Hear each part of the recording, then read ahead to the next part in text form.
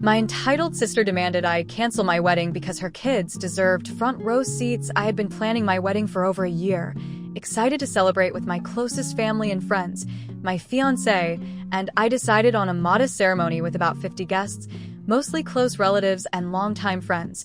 We sent out invitations early, making sure to include my sister and her family, hoping she would be happy to share the day with us.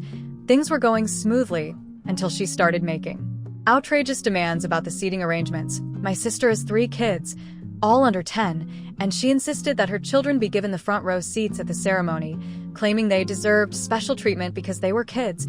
I explained politely that the front row was reserved for immediate family and the bridal party, and that the kids would have seats nearby, but not in the very front. She wasn't satisfied with that and began to argue that since her kids were younger, they needed to be closer to see everything, and that it was unfair to make them sit in the back like adults. I tried to reason with her, saying that the ceremony was a formal event and that everyone would have a good view. But she kept pushing, escalating to demands that I rearrange the entire seating plan to accommodate her kids in front. She even threatened not to come to the wedding if her wishes weren't met, which shocked me because she had never been so demanding before. I talked to my fiancé about it, and we agreed not to give in to unreasonable demands. We wanted our wedding to be about us, not about appeasing entitlement. My sister then started calling other family members, trying to rally support for her cause, painting me as the mean sister who didn't care about her children. It caused a lot of tension and awkward conversations. Some relatives tried to mediate, suggesting compromises, but my sister refused to budge. She even sent me a long text accusing me of favoritism and being selfish. It was exhausting and heartbreaking to see family drama overshadow what should have been a joyful time. Despite all the pressure, my fiancé and I stood firm. We explained kindly but clearly that the seating was final and that we hoped she would respect our decisions. On the day of the wedding, my sister showed up but was visibly upset. Her kids sat in the seats we assigned, and though there was some grumbling, the ceremony went ahead without further incident. I was relieved but also sad that entitlement had caused such a rift.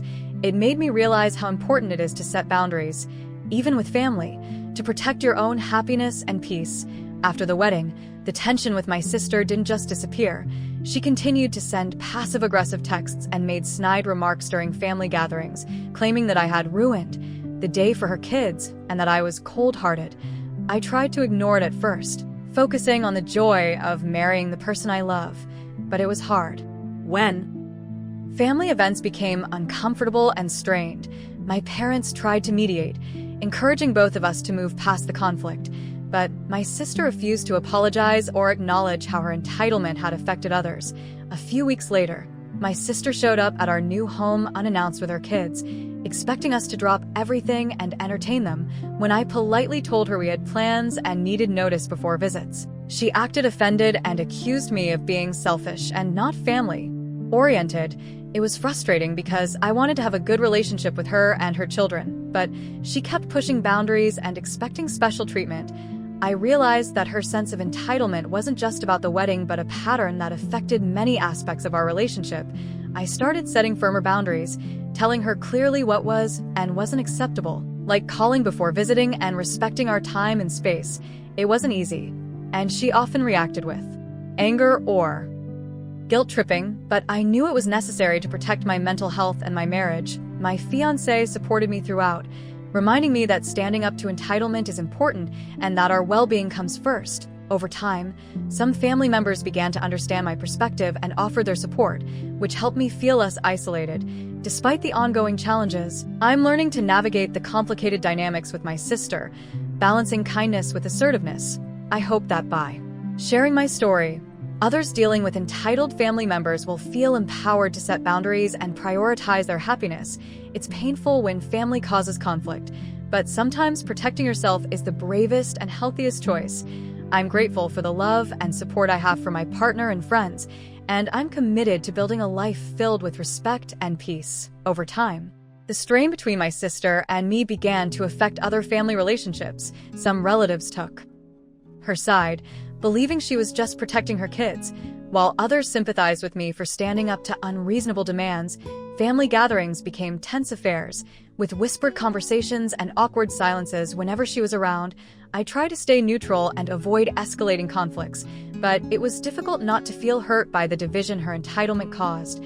My parents often expressed their disappointment, wishing we could all get along, but they also understood why I needed boundaries to keep my sanity. One particularly difficult moment came during a holiday dinner, when my sister arrived late and demanded the best seat at the table for her kids.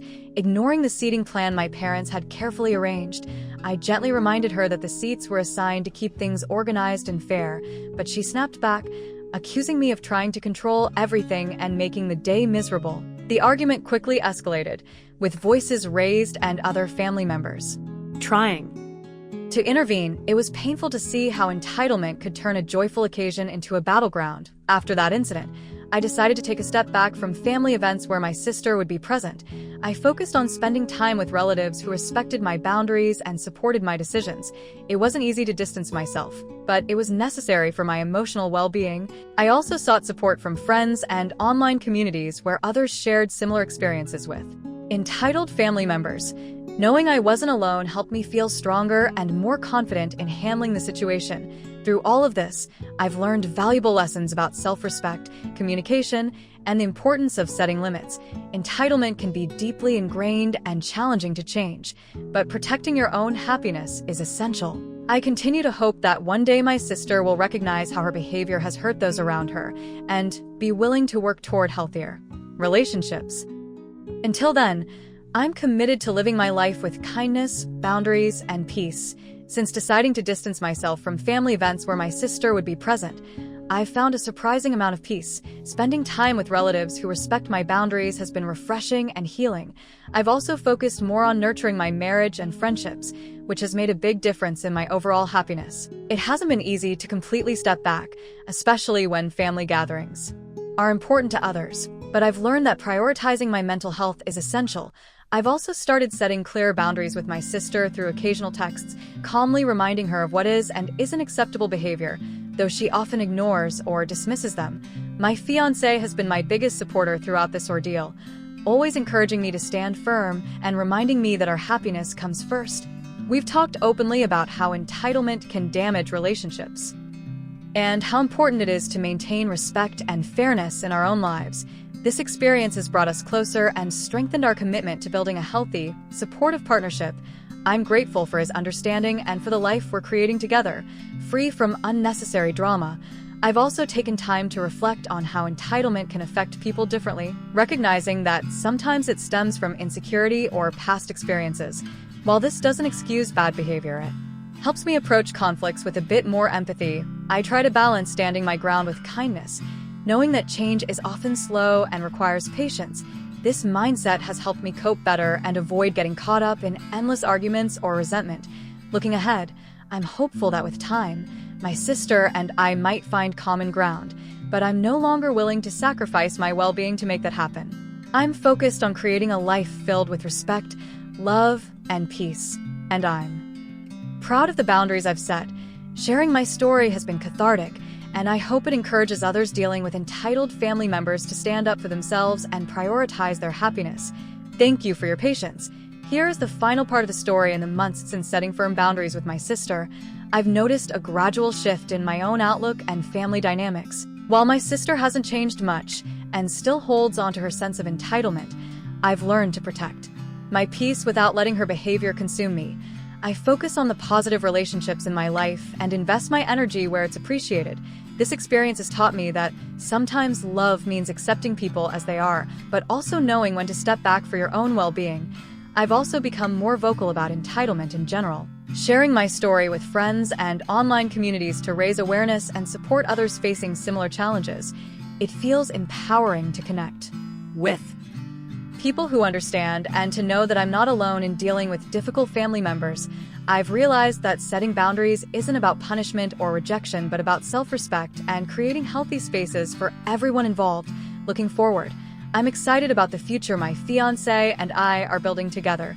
Free from unnecessary drama and full of mutual respect, I'm planning smaller, more intimate family gatherings where everyone's needs are considered and boundaries are honored. I hope these will be opportunities for healing and better understanding over time. Though the road has been rocky, I'm proud of how I've handled the situation and the strength I've gained. Thank you for reading my story. I hope it encourages anyone dealing with entitled family members to stand firm, prioritize their happiness, and remember that boundaries are acts of love and self-care. You deserve respect and peace, even if it means making tough choices. Sometimes the hardest battles lead to the most meaningful growth. Keep standing strong and taking care of yourself.